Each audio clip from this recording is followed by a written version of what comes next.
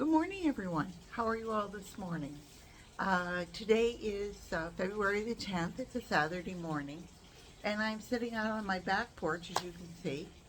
And I can tell I'm going in the shadows, and then I'm going to light as the light changes. But anyway, I just wanted to talk to you a little bit this morning. I'll make this real short.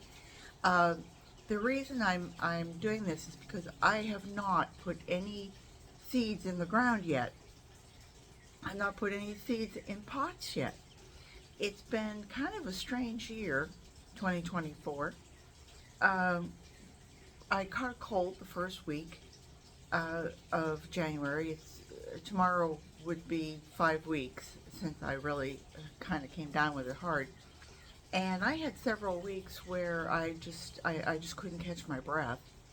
Um, I was taking Mucinex, and I was taking uh, Robitussin for the cough, and uh, uh, an antihistamine for to dry myself up, etc., etc. I started out with Zicam, and I thought that would do it, and it helped, but not really enough. So anyway, I'm finally getting myself back together, and of course, you guys know this if you're a gardener or if you're a worm farmer. Just because you stop doesn't mean weeds aren't growing, doesn't mean the worms aren't eating all of the things you put out for them, so that they need to be fed and the weeds need to be pulled. So I've been trying to spend a couple hours a day over this past week trying to play catch up. And of course, YouTube. I've gotten so many people who I watch, and so many people who watch me and are lovely enough to make comments, and I try to always answer. And so I'm lagging behind on some of the things, and some of the things I'm lagging behind on are planting my seeds.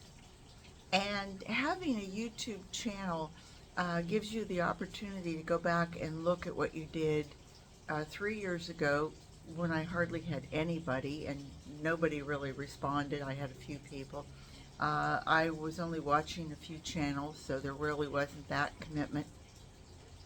But now it's gotten big enough that uh, uh, and I'm proud of that, and I'm so pleased. I'm really grateful, and people who watch and make comments and ask questions. It really is lovely. But it's time, it's time out of the day, and so this being we're almost to mid-February. I am way behind on. I don't have my amaryllis potted up. I don't have seeds for my vegetables that I grow, and mainly um, some some leafy things that we would have. Excuse me. You watched me harvest those carrots, and they're still in the refrigerator. And I was thinking coming up with a recipe for like a cream carrot soup. Doesn't that sound good? And either that, or making a roast and using all those little carrots in there, or making a split pea soup and using my own carrots, because they were very sweet. So I need to get those started again. But the one thing I wanted to go through real quick is I buy a lot of seeds, and by a lot I mean really a few to some of you, but it was a lot to me. And I'll buy maybe 4 or 5 at a time.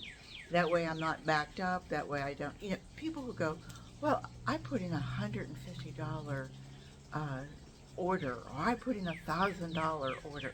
Well, good for you. And then you find that you just don't either ran out of space, or you ran out of time, or you ran out of steam. And so you are sitting with seeds that maybe you still have next year and the year after, and then you throw it out. I don't like doing that.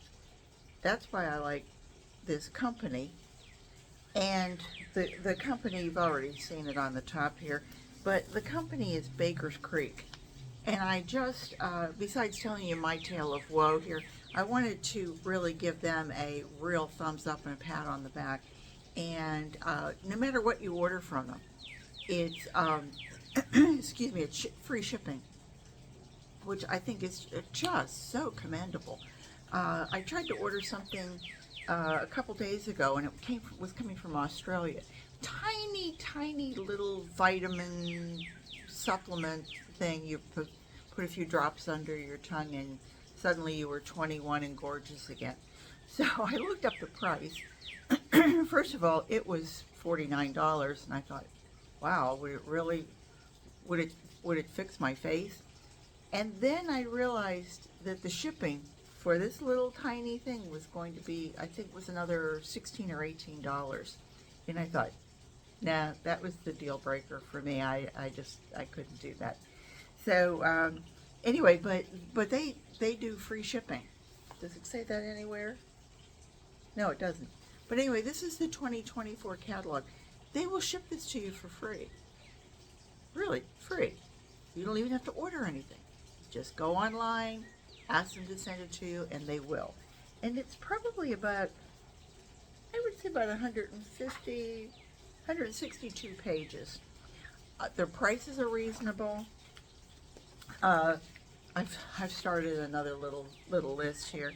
But their prices are reasonable, family owned. I've always gotten nice things from them. I think if you order $10 or $15, they'll send you a free seed packet. I don't really care about that, because usually what they're sending me isn't something that I'm going to get it, you know. So, but they always send it in nice packages. Very, very cute, very well designed. I love some of these things, and of course, I don't know if you can even see that it's Chinese pink celery. But all, you know, really very, very nice company. But the first one I want to start with, I'm so excited about this, is French dandelions. And it says that it's a perennial, which means it'll hopefully come back year after year. Sorry, I'm talking to you and covering my face. And you can use, this is my kind of plant. You know, the one and done doesn't do it for me. I want something that I can eat the leaves, and then I can eat the flowers, and then I can eat the root, you know, shake the dirt off. Oh, well, you know, you get a little dirt, what the heck, it's good for you too. But anyway, this is the French dandelion, and I'm going to try and read that to you, and it says basically that you can eat the leaves young in a salad, or you can, as they get older, you can boil the greens. The roots can be roasted and used in place of coffee. How nice! I'm doing the mushroom tea now, or mushroom coffee now, and so having something else to drink would be wonderful. Or you can lift it and force it during the winter. I guess they're assuming that, you know, I'm in a cold country, which I'm not. I'm in Central Florida, so we are Zone 9B. And as you can see, I have my chambray shirt on.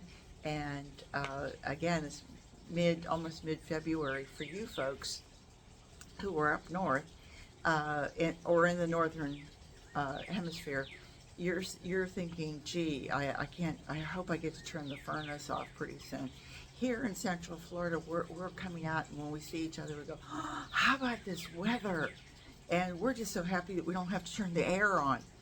And although we did have our heater on, I think we've had the heater on 4 or 5 nights in January, which, and Rick put it on a couple days ago, and it ran for about 20 minutes in the middle of the night, and that was it.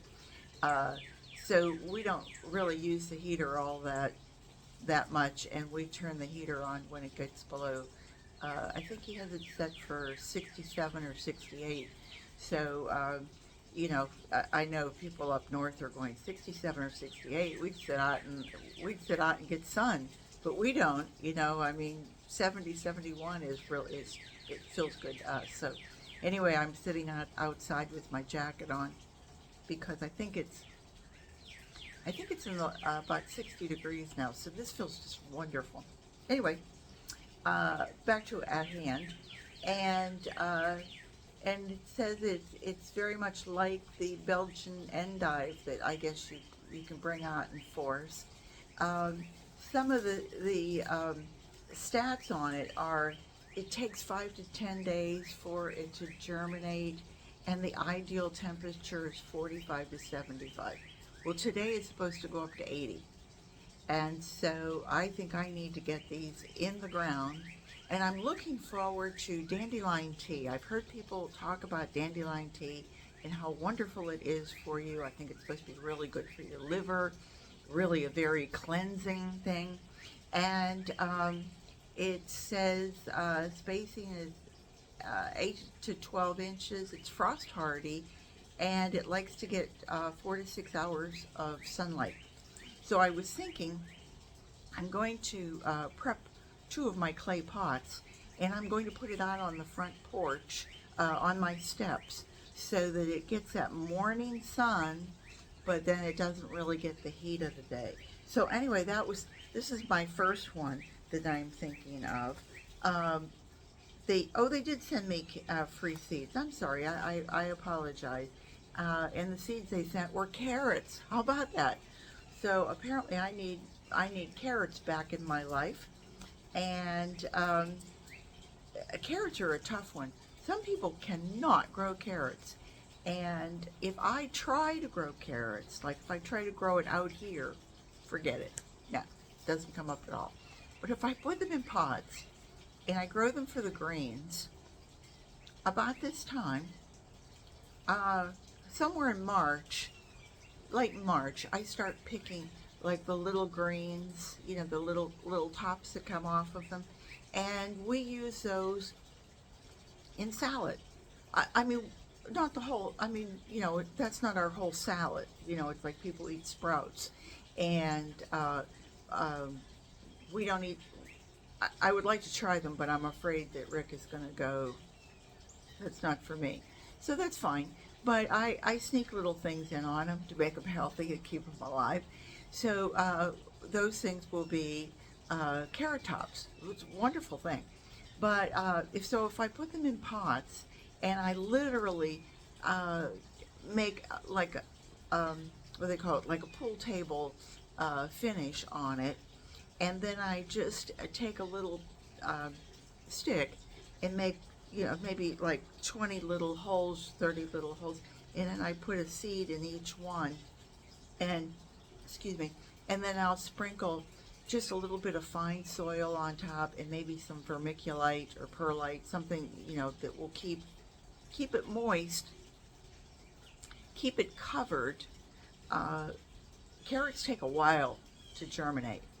So, the first few months, I'm out there and I'm picking every day. I pick, like a dozen little sprouts to sprinkle on top of our tomato or salad or whatever, just to give it some color, just to give it some texture. And then about about